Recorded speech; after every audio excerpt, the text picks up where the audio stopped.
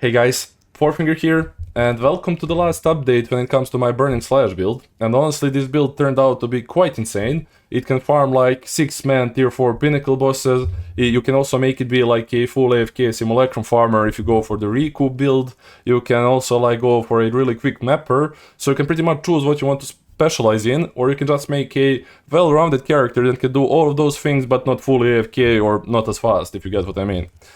If you get what I mean. Okay, sorry.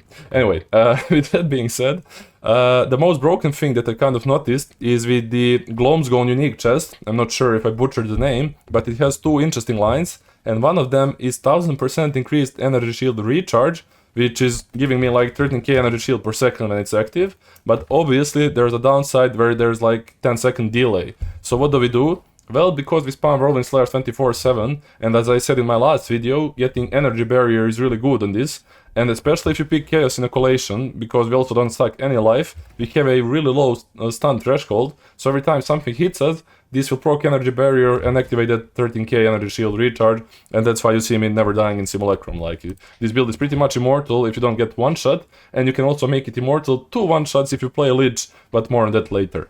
With that being said, I also like to pick one of those nodes for 8% of the stun threshold, just so you don't get like stunned for every small hit that hits you. You just want like something that's a bit stronger so it doesn't feel boring to play with, right? But either way, the defense on this build is just insane. Now, why is Lich so much better? Well, there's two reasons. What Liches do, you can do this on Gemling as well, is get this focus, which gives you 24% of elemental damage taken from hits, taken as chaos damage, and because we're immune to chaos damage, there goes 24%, right? And then if you also play the Lich, you can, there goes my voice, you can get a, what's called, 10% of damage taken bypasses energy shield, and because of this node, life cannot change, so there goes 10% more, you can pick 5% on the tree, and you can get even Aziri Disdain, and there's a guy who's literally tanking everything on Arbiter. I think I've seen it on YouTube, and that build is just really OP defense-wise. It has a lot less DPS, but it's great for defenses. So yeah, that's pretty much it what I've noticed when it comes to some crazy uniques. Now let's just go over one thing at a time, and more specifically what works with snapshots and what doesn't. So when it comes to snapshotting, I've done a lot of testing myself to see what works and what doesn't. And because Ignite also has a decent roll range, like the lowest roll compared to the highest roll is like 50% less damage, so you have to do it multiple times to get the average and then see if something works or if it doesn't. But like, I usually try to do it if I had like 0 spell damage, I would add 100, and you should see a like difference immediately. Even though there's a decent amount of roll range, I'm 99% sure all of those work the way I think they do.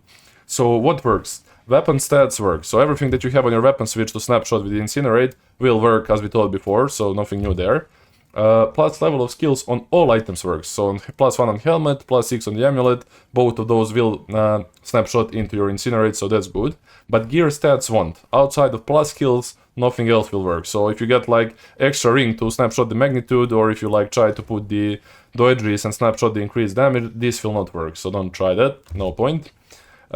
You have Sigil of Power. This does work, but as I explained before, the buff has to be on you when you actually apply the Ignite, which means you cannot snapshot it, and you cannot also do it after the Ignite has already been applied to the target. It has to be just before you apply it, while you have the buff.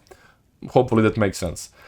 Skill tree weapon points that are on your stave work, but the ones on your spear don't. So basically whatever you have on your stave, for example my stave I have like 15% faster damage, 8% of extra fire, some magnitude and stuff like that, and this will work because it's on my stave. And then on the spear part, whatever, if you picked some extra fire damage on the spear, it wouldn't work, so keep that in mind as well. So that's pretty much it when it comes to snapshotting. Like, it took me quite a while to test all of those because of the sample sizes, but like I said, 99% sure that's how it works, so keep that in mind when you build your character. Let's go on to the next topic.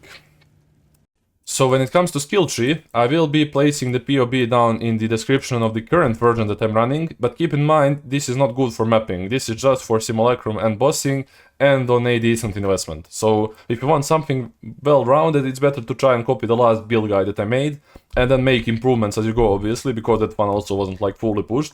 But if you just want to farm Simulacrum and maybe kill some bosses, you can copy this one instead, and even this one can be made a lot better, because none of my jewels have like energy shield on top of them, I think. So getting like energy shield, I can probably push like 12k and stuff like that with more minimaxing. I'm also on a level 91, could get like few more levels and stuff like that.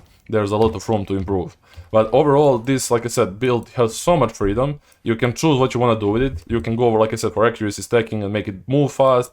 You can invest more into AoE and make it a really big, like full screen AoE whirlwind. You can go even more into energy shield and more into defenses and stuff like that. You can also copy that build from Lazy Exile on YouTube, who made the recoup version, and then try to incorporate that into the whirlwind slash and then do a tanky version of AFK Simulacrum, where you can just stand there, pop whirlwind slashes and AFK pretty much. There's a lot of different ways you can build around this. I just think this build has a lot of potential. I'm not sure if they will nerf it or not.